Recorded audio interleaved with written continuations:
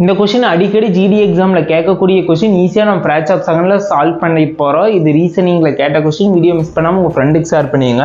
First பாருங்கள், A dash B கொடுத்துருக்குறாங்க. Dash ABB dash AB dash A dash ஏபிபியா.